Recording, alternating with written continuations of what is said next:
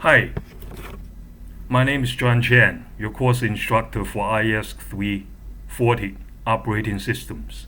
Welcome. In this course, we have 10 course modules. We begin study with the module 1, which is covering the general concepts of operating systems. On module 2, we're going to learn the fundamentals of Linux, how to navigate around the operating systems, the basic commands, the file structures, etc. On module 3, we're going to study the processes. How are they created? How do we manage them? And the significance of it is fun stuff.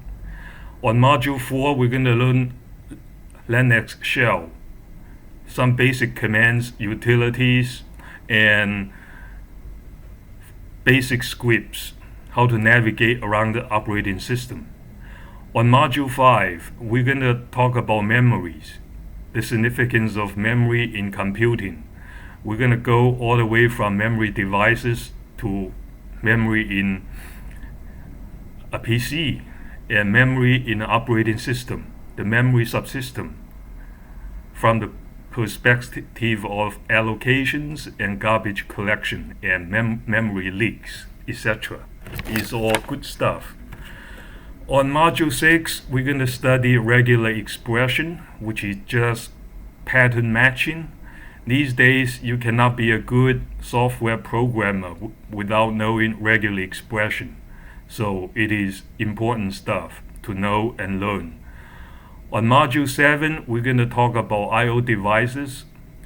For example, network I/O devices, CPUs, etc. And on module 8, we're going to study the file system, in particular the hierarchical Linux file systems.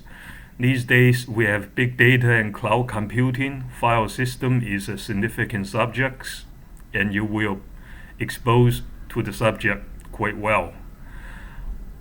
On module 9, we're going to take a deep dive to learn Linux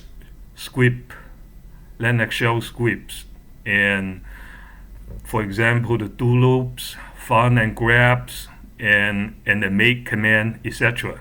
They're all good stuff. A good software engineer all know about those utilities and scripts and commands, the usage model of it. You're going to learn it. On module 10, we're going to study security, that of user accounts, groups, etc. So, we have 10 course modules. I expect each of you spend about 5 hours per module per week, and we have non-labs. And you need to submit a lab and do a lab each week.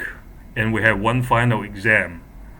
The final exam will be available on the final week of the course. Okay? Thank you. You're going to enjoy it. It's useful stuff. Take care.